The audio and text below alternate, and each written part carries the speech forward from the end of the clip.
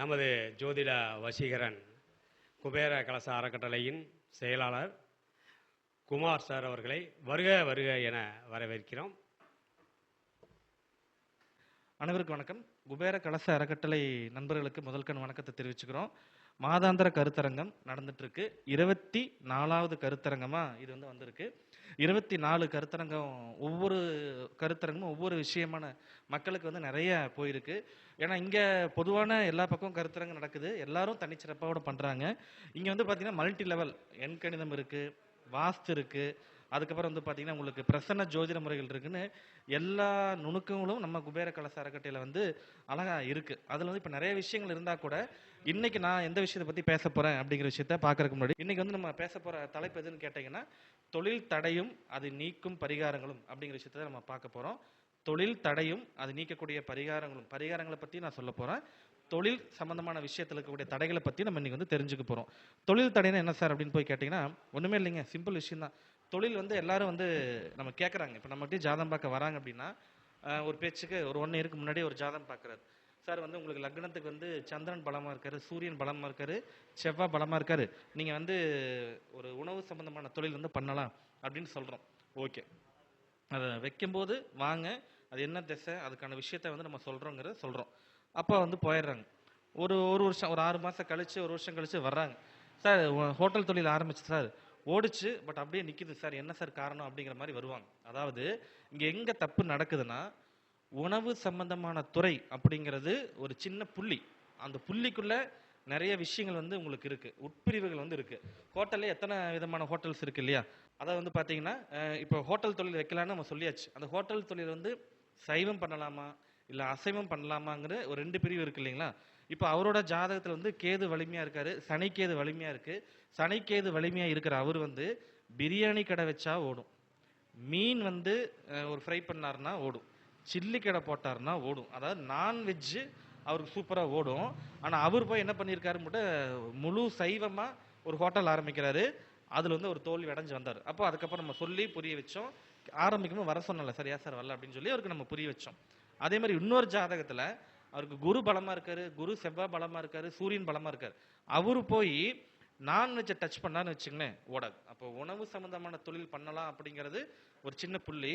அந்த புள்ளிக்குள்ள உட்பிரிவுகள் பாத்தீங்கன்னா, அது எது பண்ணலாம், சைவம் பண்ணலாமா அசைவம் பண்ணலாமாங்கிற விஷயம், ஸ்வீட் வைக்கலாமா பேக்கரி வைக்கலாமா, இன்னும் நிறைய விஷயங்கள் பாத்தீங்கன்னா உங்களுக்கு இந்த உணவு சம்பந்தமான விஷயத்துக்குள்ள இருக்கு. இப்போ தொழில் அப்படிங்கிற விஷயத்துல நீங்க எங்க ஜாதகம் பார்த்தாலும் சரி, ஜாதகம் பார்க்கும் போதே ஒரு ஹோட்டல் தொழில் வைக்கலான்னு சொன்னா கண்ணை மூடிட்டு வைக்காம, அது எந்த மாதிரியான விஷயம், எந்த தொழில் அதுல என்ன உட்பிரிவு பண்ணுற விஷயத்த நீங்க கேட்டுக்கணும். இதே தான் இங்க திருப்பூர், நம்ம இருக்கிறது கொங்கு பெல்ட் இல்லையா, திருப்பூர் மக்கள் இல்லையா, டெக்ஸ்டைல், அதாவது சார் நான் கம்பெனி வைக்கலாமான்னு கேட்குறாங்க. வைக்கலான்னு சொல்லிடுறோம்.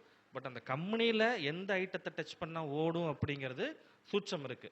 அப்போ கம்பெனி வைக்கலான்னு ஒருத்தர் கேட்குறாரு அப்படின்னா நம்ம அதை சொல்லணும். அப்போ நான் சொல்லிடுவேன், உங்களுக்கு சுக்கரன் பலமாக இருக்கு, நீங்கள் லெக்கிங்ஸ், லேடிஸ் போடக்கூடிய லெக்கிங்ஸ் நீங்கள் டச் பண்ணீங்கன்னா சூப்பராக ஓடும், பேண்டீஸ் டச் பண்ணீங்கன்னா சூப்பராக ஓடும், நைட்டி டச் பண்ணீங்கன்னா உங்களுக்கு ஓடும். சுக்கரன் பலமாக இருக்கிறவங்க பெண்கள் சம்பந்தமான விஷயத்த அந்த நிறுவனத்தில் கொண்டு வந்தாங்கன்னா ஓடும். அதே போய் அவங்க ஜாதகத்தில் போய் சுக்கரன் நீச்சமாக இருக்கு, இந்த பெண்கள் சம்பந்தமான விஷயம், சுக்கரனும் சந்திரனும் பலம் இழந்தவங்க கம்பெனி தொழிலில் பெண்கள் சம்பந்தமான விஷயத்த சொந்த தொழில் பண்ணாலோ ஜாப் ஒர்க்கா எடுத்து பண்ணாலோ ஜெயிக்க முடியாது. அப்போ அவங்க ஜாதகத்தில் என்ன கிரக வலிமையாக இருக்குன்னு பார்த்துட்டு தான் அவங்களுக்கான தொழில் விஷயத்த நம்ம பண்ணணும். அப்போ ஒரு ஜாதகத்தில் செவ்வாய் பலமாக இருக்கு அப்படின்னா அழகாக எல்எஸ் எடுத்து தைங்க, அல்லது ரிப்னேக் எடுத்து தைங்க, காலர் செட் எடுத்து தைங்க, ஜென்ஸ் சம்பந்தமான நீங்கள் ஷார்ட்ஸ் பண்ணுங்க அப்படிங்கிற விஷயம் சொல்லலாம். சனி பலமாக இருக்கார் அப்படின்னா இந்த குட்டி ஜட்டி, குழந்தைங்க போடுற ஜட்டி, அதுக்கப்புறம் பார்த்தீங்கன்னா shorts, drawer, pant, lower pant, இதெல்லாம் பண்ணலாம். ஒருவேளை கேது வலிமையாக இருந்தால் இந்த உள்ளுக்குள்ளே போகிற எல்லா விதமான ஐட்டங்களையும் மறைமுகமாக வெளியே தெரியாத ஐட்டங்கள் எல்லா விஷயமும் அவங்க சொந்த தொழிலில் பண்ணலாம். இந்த மாதிரி ஒவ்வொரு துறைக்கும் ஒவ்வொரு விஷயங்கள் நமக்கு இருக்கு. புதன் வலிமையா இருக்குன்னா ஸ்கூல் பசங்க போடுறது, ஒரு 17 வயசு பசங்களுக்குள்ள ஐட்டங்களை அவர் டெஸ்ட் பண்ணிட்டே இருந்தாங்கன்னா சூப்பரா அந்த நிறுவனம் ஓடும். குரு பலமா இருக்குன்னா குழந்தைக ஐட்டத்தை தொட்டா மட்டும்தான் ஓடும். அப்ப கம்பெனி வைக்கிறோம் அப்படிங்கிற மாதிரி வைக்காம அவங்க ஜாதகத்துல என்ன கிரக வலிமையா இருக்குன்னு பார்த்து அந்த மாதிரி நிறைய பேத்துக்கு நம்ம சொல்லி, ஒருத்தர் பேண்ட் ஐட்டம் போட்டே இருந்தாலும் ஓடல, அவருக்கு சனி நீச்சமா இருக்கு, 12ஆம் இடம் பாதிக்கப்பட்டிருக்கு. அப்ப நான் சொன்ன குரு உங்களுக்கு பலமா இருக்கு, 5ஆம் இடம் பலமா இருக்கு, குழந்தைக ஐட்டமா அதை மாற்ற முடியுமான்னு கேட்டேன். அவரு ஓகே சார் அப்படின்னு சொல்லிட்டு குழந்தை ஐட்டமாக அவர் ரெடி பண்ணார். குழந்தை ஐட்டம் ரெடி பண்ணதுக்கப்புறம் இன்னைக்கு அவர் ரொம்ப பிஸியாக அழகாக ஆர்டரே கொடுக்க முடியல சார், அந்த அளவுக்கு வந்துட்டு இருக்கு அப்படின்னு விஷயத்த சொல்றாரு. அப்போ நம்ம ஜாதகத்தில் நான் சொல்லக்கூடிய விஷயம் என்னன்னா, ஒரு துறையிலேயே இவ்வளோ பிரிவு இருக்குன்னா அப்போ எல்லா துறையிலும் எவ்வளோ பிரிவுகள் இருக்குன்னு நீங்களே யோசிச்சு பாருங்க. அது துணிக்கடையாக இருந்தாலும் சரி, நீங்கள் துணிக்கடையை ஜவுளி கடையை வச்சுருந்தீங்கனாலும் அங்கே இதே தான், இதே கான்செப்ட் தான் நீங்கள் வரணும். பேக்கரியாக இருந்தாலும் இதே கான்செப்ட் தான். நீங்கள் வந்து ஒரு கன்ஸ்ட்ரக்ஷனே நீங்கள் பண்ணீங்கனாலும் அந்த கன்ஸ்ட்ரக்ஷன் ஒரு பில்டராக இருக்கீங்க அப்படின்னா அந்த பில்டர் என்ன பண்ணனா சக்ஸஸ் ஆகும்? ஏழை மக்களை குறி வச்சு சின்ன சின்ன வீடு கட்டினா விற்குமா, இல்லை பெரிய பெரிய வீடு கட்டினா விற்குமான்னு அவங்க ஜாதகத்திலேயே இருக்குது. அப்போ கன்ஸ்ட்ரக்ஷன் பண்ணுற துறையில் இருக்கிறவங்களுக்கும் இது வந்து பொருந்தும். இந்த மாதிரி நீங்கள் என்ன துறையில் இருந்தாலும் அந்த துறையில் வந்து என்ன கிரக வலிமையாக இருக்கோ அதோட தொழிலை தொட்டால் ஓடும். இது ஃபஸ்ட்டு கான்செப்ட். இன்னொரு கான்செப்ட் எல்லாமே நீங்கள் நோட் பண்ணிக்கலாம், மனசில் வச்சுக்கலாம். ரொம்ப ரொம்ப எளிமையான விஷயம். இது ஜோதிடர்களுக்கு ரொம்ப ஈஸியாக டிப்ஸாக வச்சுக்கலாம். எந்த லக்னமாக வேணாலும் இருக்கலாம், என்ன லக்னமாக வேணாலும் நீங்கள் இருந்துக்குங்க. மக்களுக்கு புரிகிற மாதிரி தான் நீங்களும் எடுத்துக்குங்க. எந்த லக்னமாக இருந்தாலும் சரி, ஒரு ஜாதகத்தில் சிம்மத்திலிருந்து ஒரு கிரகம் திசை நடத்தினாலோ புத்தி நடத்தினாலோ, மிதுனத்திலிருந்து ஒரு கிரகம் திசை நடத்தினாலோ புத்தி நடத்தினாலோ, தனுசிலிருந்து ஒரு கிரகம் புத்தி நடத்தினாலோ திசை நடத்தினாலோ தொழில் அடி கட்டாயம் விழுகும். அப்போ என்ன ஜாதகமாக இருந்தாலும் சரி, உதாரணம் மீன லக்னம், அவருக்கு வந்து குரு 10லேருந்து தசை நடக்குது, இல்லை வேற புதன் 10லேருந்து தசை நடக்குது, ஏன் செவ்வாயே 10லேருந்து தசை நடக்குது, எங்கே ஜாதகம் பார்த்தாலும் நீங்கள் தொழில் தொடங்குங்க சூப்பராக போகும் அப்படிங்கிற மாதிரி சொல்லுவாங்க. பட் அவர் தொழில் பண்ணாருன்னா நெகட்டிவ். விருச்சிக லக்னமாக இருக்குது, சிம்மத்தில் 10ஆம் இடம் நல்லா இருக்குங்க, சூரியன் ஆட்சியாக இருக்காரு, தைரியமாக தொழில் பண்ணுங்க சக்ஸஸ் ஆயிருன்னு சொன்னாங்கனாலும் தோத்துருவீங்க. ஏன் அப்படின்னு கேட்டிங்கன்னா, காலபுருஷ அடிப்படையில் 10ஆம் இடம் அப்படிங்கிறது வந்து பார்த்தீங்கன்னா மகரம்.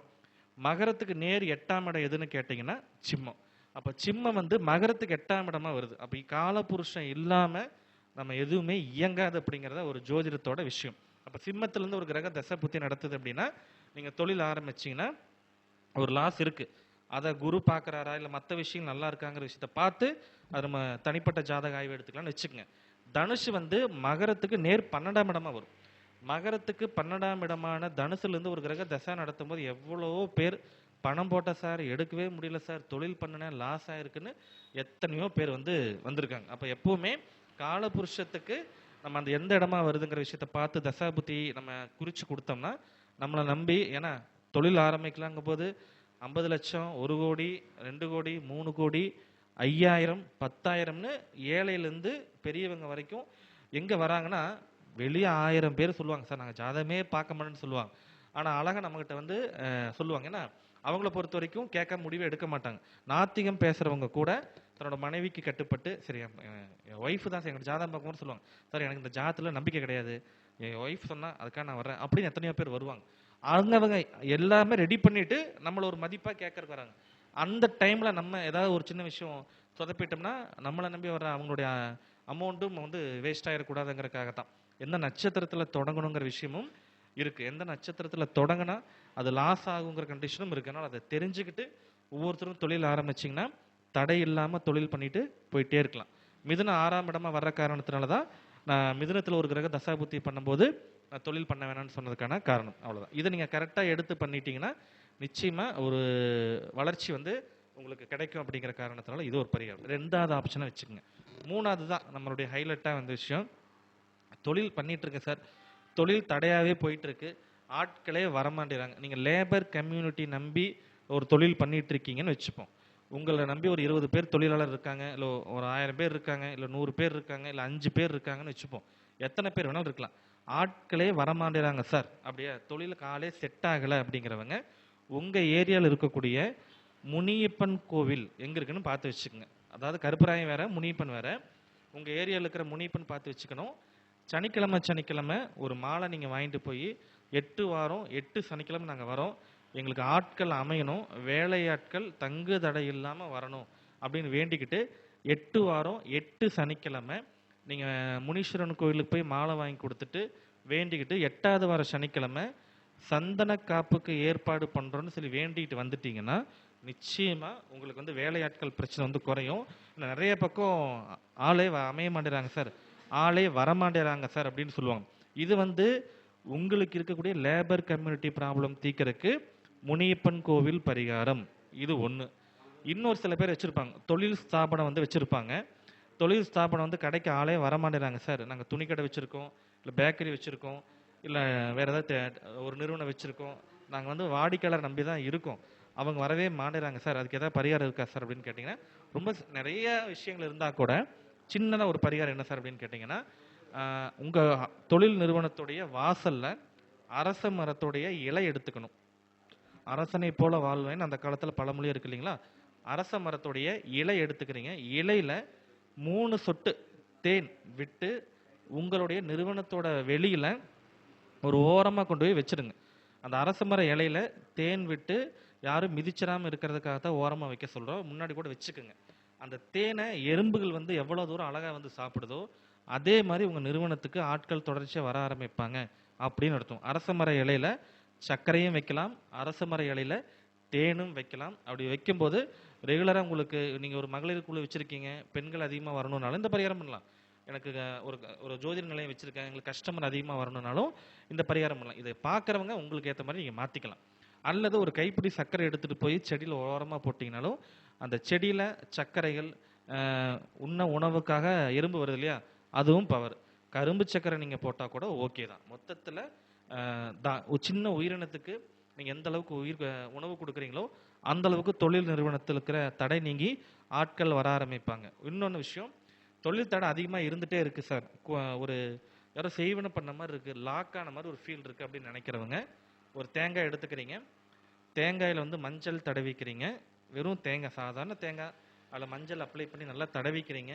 தடவிட்டு உங்கள் ஒரு சூடம் பற்ற வச்சு உங்கள் தொழில் செய்கிற இடத்த 3 முறை ஆன்டி கிளாக் வைஸில் சுற்றி அதை வந்து உங்கள் தொழில் செய்கிற வாசல் முன்னாடி சனிக்கிழமை அன்னைக்கு இரவு உடைங்க. அந்த தேங்காய் உடைக்கும் போது உங்களுடைய தொழில் செய்கிற இடத்துல கூடிய தடைகள் வந்து கண்டிப்பாக விலகும், தடைகள் வந்து நீக்கும். இதை வந்து நீங்கள் வாரம் ஒருக்காவோ அல்லது அமாவாசை அன்னைக்காவோ நீங்கள் தொடர்ச்சியாக நீங்கள் பண்ணிகிட்டே வரலாம். இப்படி பண்ணும் போதும் ரெடி ஆகும்.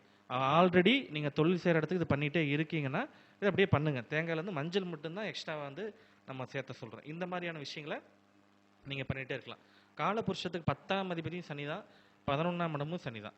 10ஆம் இடம் வந்து செவ்வாய் உச்சமாகிற வீடு. அப்போ என்றைக்குமே நீங்கள் சிவகோத்திரமாக இருக்கீங்க அப்படின்னா காவல் தெய்வமான கருப்பராய முனிப்பனை வருஷம் ஒருக்காவது பொங்கல் வைக்கிறது, கெடா வெட்டுறது நல்ல விஷயம். இல்லை சார் நாங்கள் பெருமாள் கோத்திரம், நாங்கள் சைவந்தான், அசைவமே டச் பண்ண மாட்டோம் அப்படின்னா சக்கரத்தாழ்வார் வழிபாடை நீங்கள் பண்ணலாம். வீரராகவர் வழிபாடு, கருடாழ்வார் வழிபாடு நீங்கள் பண்ண பண்ண பண்ண உங்களுக்கான நரசிம்மர் வழிபாடு பண்ண பண்ண உங்களுக்கு தொழில் இருக்கிற தடைகள் வந்து நிச்சயமாக உங்களுக்கு நீங்கும். உங்களுக்கு பொருளாதாரத்தில் இயர்லி ஒன்ஸாவது நீங்கள் அதை பண்ணிட்டு வாங்க. இங்கே கொங்கு பெல்ட்டில் யாராவது இருக்கீங்க அப்படின்னா தொழிலில் தடை இருக்கணும், அந்த இருக்கிற தடைகள் விலகணும் அப்படின்னா மாசாணியம்மன் கோவிலுக்கு போயிட்டு வாங்க. வருஷம் ஒருக்கா ஆடி மாதத்தில் மாசாணியம்மன் கோயில் போனாலும் வளர்ச்சி, கார்த்திகை மாதத்தில் மாசாணியம்மன் கோயில் போனாலும் வளர்ச்சி, மீனம் மாதம்னு சொல்லக்கூடிய பங்குனி மாதத்தில் நீங்கள் போயிட்டு வந்தாலும் வளர்ச்சி. ஏன் இந்த 3 மாதம் அப்படின்னா இந்த 3மே வந்து பார்த்தீங்கன்னா நீர் வீடு, நீரோரம் ஆத்தோரம் இருக்கக்கூடிய அம்மன் வழிபாடுகள் அனைத்தும் கடக மாதம்னு சொல்லக்கூடிய ஆடி கார்த்திகை பங்குனியில் பண்ண பண்ண பண்ண உங்களுக்கு திருச்செந்தூர் வழிபாடு பண்ணால் கூட ஓகே தான். மொத்தத்தில் இந்த நீர் மாதத்தில் சூரியன் பயணம் பண்ணும்போது அதுக்கு தனி சிறப்பு இருக்கும். இதை நீங்கள் பண்ணுங்கள். மீண்டும் இதே போல் ஒரு அடுத்த பதிவில் வந்து நான் ஒவ்வொரு விஷயத்திலும் நம்ம கண்டெக்ட் எடுத்து சந்திக்கலாம். 9787779954 இந்த நம்பருக்கு வாட்ஸ்அப் பண்ணுங்கள். ஜாதகம் பார்க்குற டீட்டெயில் சொல்லுங்கள். ஒரு 1 வீக்குள்ளே பார்க்குற மாதிரி வரும். கால் பண்ணால் சில டைம் எடுக்க முடியாது, எதுவும் தப்பாக நினச்சிக்க வேணாம் மக்களே. லக்கி அஸ்ட்ரோ தமிழ் நண்பரை சப்ஸ்கிரைப் பண்ணி வச்சுக்கோங்க. அடுத்தடுத்த வீடியோவில் உங்களுக்கு நிறைய ஹிண்ட்ஸ் வந்து வரும். நன்றி, வணக்கம்.